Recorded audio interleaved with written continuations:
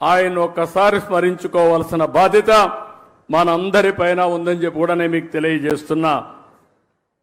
ఈరోజు మనం అందరం కూడా గుర్తుపెట్టుకోవాల్సింది స్వర్ణాంధ్ర, స్వచ్ఛాంధ్ర. స్వర్ణాంధ్ర అనగానే ఏదో ఎక్కువ ఆదాయం రావాలి. నేను అందుకే చాలా స్పష్టంగా చెప్పాను. స్వర్ణాంధ్ర అంటే ఆదాయం పెరగాలి, ఆరోగ్యం బాగుండాలి, ఆనందంగా ఉండాలి, వెల్తీ హెల్తీ హ్యాపీ సొసైటీ కోసం మనం పనిచేస్తున్నాం.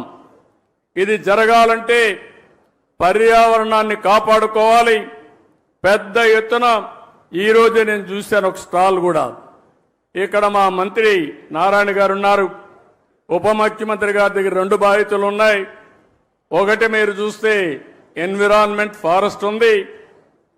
దీనివల్ల మనందరినీ ఆరోగ్యం కాపాడాలంటే ఫారెస్ట్ మినిస్టర్గా ఉప ముఖ్యమంత్రి గారు చాలా కీలకం అని చెప్పి కూడా నేను మీకు తెలియజేస్తున్నా. నా మనసుకు దగ్గరుండే సబ్జెక్టు పర్యావరణం, చెట్లు పెంచే కార్యక్రమం అని చెప్పి కూడా నేను మీకు తెలియజేస్తున్నాను. ఈరోజు ఇక్కడ ఒక విషయం ఆలోచిస్తే, నేను చిన్నప్పుడు హై స్కూల్కి పోయేవాడిని. మా ఊరి నుంచి 6 కిలోమీటర్లు నడవాలి, కొన్ని రోజులు సైకిల్లో పోయేవాడిని. మా ఊర్లో ఒక ఆయన సోషల్ యాక్టివిస్ట్ ఉండేవాడు, కేశవయ్య నాయుడు గారిని. ఆయన పని ఎక్కడన్నా అడవుల్లోకి మేకలు వచ్చినా, అటవీ సంపద ఎవరన్నా కొట్టేస్తా ఉన్నా పిటిషన్లు పెట్టి యాక్షన్ తీసుకునే కార్యక్రమం చేసేవాడు. ఆ రోజు ఒకరోజు మేము వెళ్తా ఉంటే మమ్మల్ని అందరినీ పిలిచి ఇది కాపాడాలి, మీ సహకారం కావాలని చెప్పి మా దగ్గర ఫారెస్ట్ ఆఫీసర్లకు ఫోన్లు చేపించాడు, మా దగ్గర లెటర్లు పెట్టించాడు. దానివల్ల ఫారెస్ట్ ఆఫీసర్లు వచ్చి ఇమీడియట్గా యాక్షన్ తీసుకునేవాళ్ళు. అంటే ఒక పర్యావరణాన్ని కాపాడడం కోసం విద్యార్థుల్లో స్ఫూర్తి నింపిన వ్యక్తి కేశవయ్య నాయుడు. అలాంటి వ్యక్తి ఇప్పుడు కూడా నాకు జ్ఞాపకం ఉంటాడని చెప్పి మీ అందరికీ తెలియజేస్తున్నా. మీలో కూడా గుర్తుపెట్టుకోవాలి, పిల్లలు బాగా చదువుతున్నారు, నాలెడ్జ్తో ముందుకు పోతున్నారు.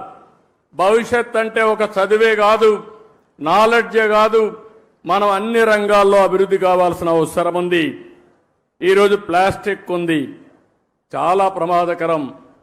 నిన్నే మా కృష్ణయ్య గారు ఒక ఆర్టికల్ రాశాడు, చూశాను.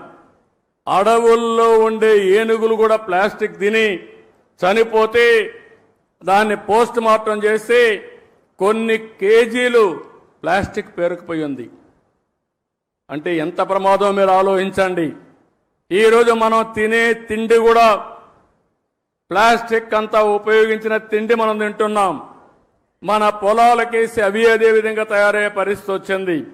మన పశువులు కూడా ఈ ప్లాస్టిక్ ఇవన్నీ తిని ఆ పాలు మనం తాగుతున్నామంటే ఎంత వాతావరణాన్ని కాలుష్యం చేస్తున్నామో మనం గుర్తుపెట్టుకోవాల్సిన అవసరం ఉంది. అందుకే ఈ ప్రభుత్వం స్పష్టంగా స్వచ్ఛ ఆంధ్రప్రదేశ్ 3వ శనివారం నిర్వహిస్తున్నాం. నేను ఒకటే మీకు హామీ ఇస్తున్నా, రాష్ట్రంలో ఎక్కడ కూడా చెత్త కాదు, చెత్త నుంచి సంపద సృష్టించే అవకాశం మనకుందని చెప్పి కూడా నిరూపిస్తామని మరొక్కసారి మీ అందరికీ విజ్ఞప్తి చేస్తున్నాను.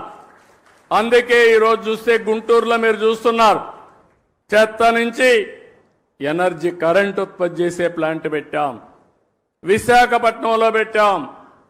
ఇప్పటికీ అన్ని ప్లాంట్స్ పెట్టి కంప్లీట్ చేసేవాళ్ళం. కానీ గడిచిన ప్రభుత్వం దీనిపైన కూడా సీత కన్నేశారు. దీనివల్ల ఇబ్బంది పడ్డాం. ఈరోజు నేను ఒకటే హామీ ఇస్తున్నాను, రాబోయే 3 సంవత్సరాల్లో ఇంకా ఒక 3 వేస్ట్ టు ఎనర్జీ ప్లాంట్స్ వస్తాయి.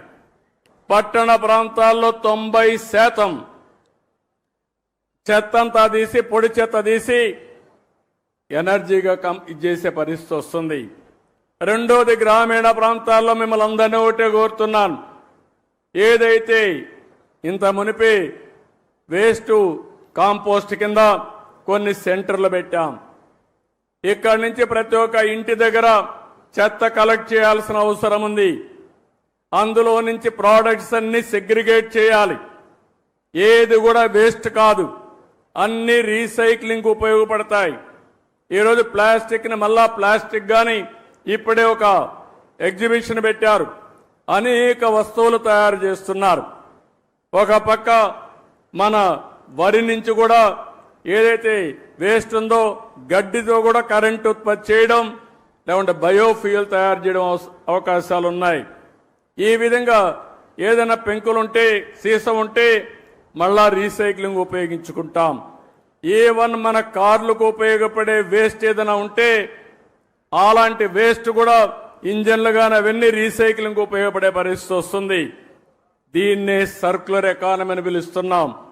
రాబోయే 1 సంవత్సరంలో ఇవన్నీ కూడా డెమాన్స్ట్రేట్ చేసి ఆంధ్రప్రదేశ్ రాష్ట్రంలో ఏది వేస్ట్ కాదు, వేస్ట్ నుంచి సంపద సృష్టించే మార్గానికి అవసరమైన ఇన్సెంటివ్స్ ఇచ్చే బాధ్యత ఈ ప్రభుత్వాన్ని చెప్పి మరొక్కసారి మీ అందరికీ తెలియజేస్తున్నా.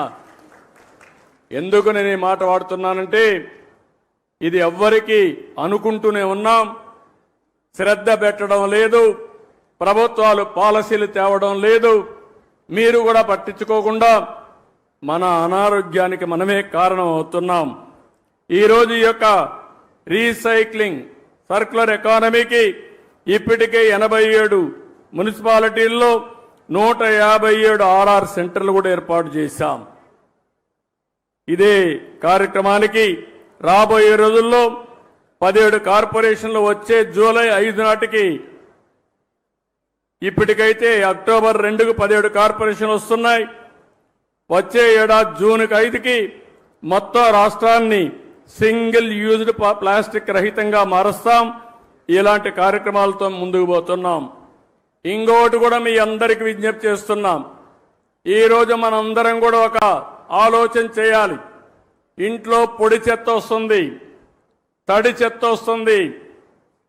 పొడి చెత్త మీరంతా కూడా వేరు చేసి అవసరమైతే తడి చెత్తని మీ ఇంట్లోనే కాంపోస్ట్గా తయారు చేసుకుని మీరు రూఫ్ టాప్ గార్డెన్ కానీ ఇంట్లో కిచెన్ గార్డెన్ కానీ ఇవన్నీ పెట్టుకొని మీరే కావాల్సినటువంటి కూరగాయలు పండించుకునే అవకాశం వస్తుంది.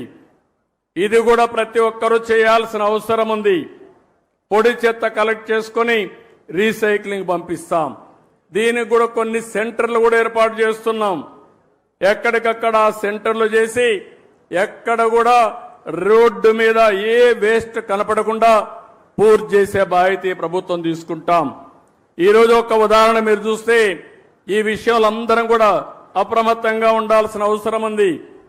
ఈరోజు చికెన్ ఉంది, ఎముకలున్నాయి, ఇలాంటి వేస్ట్ అంతా కూడా ఎక్కడంటే అక్కడ వేసి ఇవన్నీ తీసుకుపోయి ఏది చేపలు పెంచుతున్నారో వాటికి ఆహారంగా వేస్తున్నారు.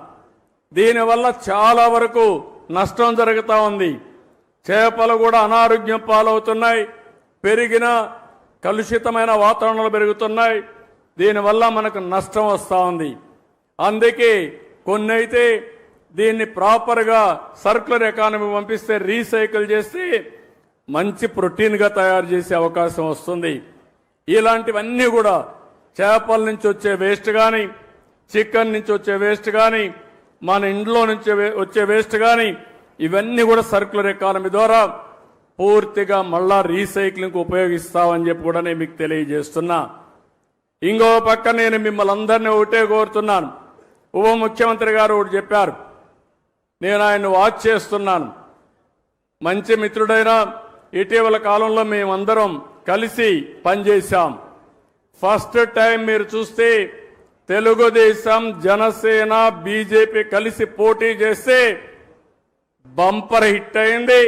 సక్సెస్ రేట్ 94% గెలిచాం. ఇది ఒక చరిత్ర. అది నిన్నటికి 1 ఇయర్ అయింది. నిన్న 1 ఇయర్తో ఎప్పుడు కూడా జూన్ 4వ తారీఖు ఆంధ్ర రాష్ట్రం విధ్వంసం నుంచి ఏదైతే రాష్ట్ర పునర్నిర్మాణం వైపు ప్రారంభించాం. 1 సంవత్సరంలో అనేక కార్యక్రమాలు మనం చేసుకొని ముందుకు పోతున్నాం. ఈరోజు వినూత్నమైన కార్యక్రమాలకి శ్రీకారం చుట్టాం. ఒకటి మీరు చూస్తే సర్క్యులర్ ఎకానమీ, రెండు మీరు చూస్తే ఎక్కడికక్కడ చెట్లు పెట్టే కార్యక్రమం. ఈరోజు మనం డిప్యూటీ సీఎం గారు చెప్పినట్టు నేను ఒకటే ఆశిస్తున్నాను, అన్ని ఫారెస్ట్ ఏరియాల్లో నేను ఇప్పుడే కాదు ఇంత మునిపే అనేక కార్యక్రమాలు చేశాను. ఇప్పుడే అంకారావు గారు ఒక మాట అన్నాడు, చదువుకుంటూ ఆ రోజుల్లో ఇంకుడు గుంతల మాట విన్నాడు, చెట్లు పెట్టే కార్యక్రమం విన్నాడు, ఇంకో పక్క వనము మనం అనే కార్యక్రమం విన్నాడు, వన సంరక్షణ సమితులు పెట్టాం. ఇలాంటి అనేక వినూత్నమైన కార్యక్రమాలతో రిడ్జ్ టు వ్యాలీ కాన్సెప్ట్ పెట్టాం. ఫారెస్ట్ ఏరియా చుట్టూరంతా కూడా కంటోర్ ట్రెంచెస్ కొట్టాం. అదే మరి ఫారెస్ట్ లో చెక్ డ్యాములు కట్టాం.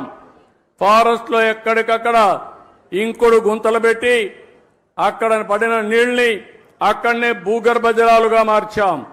ఇంకో పక్క ఫారెస్ట్ ఏరియాలో మూలికలతో గార్డెన్స్ పెట్టే కార్యక్రమానికి శ్రీకారం చుట్టాం. ఇలాంటి అనేక కార్యక్రమాలతో మనం ముందుకు పోయాం. ఈరోజు ఆ స్ఫూర్తిని మళ్ళా తీసుకొద్దాం. ఈరోజు నల్లమలై ఫారెస్ట్ ఉంది. ఔషధ మొక్కలకు నల్లమలై ఫారెస్ట్ ఒక బ్రహ్మాండమైన కేంద్రం. ప్రపంచంలో ఎక్కడా లేనటువంటి రెడ్ శాండ్లు ఉండే ఏరియా నల్లమలై ఫారెస్ట్. ఒక్క రెడ్ శాండ్లే కాదు, ఈరోజు ఆ ప్రాంతంలో అనేక మూలికలు ఉన్నాయి.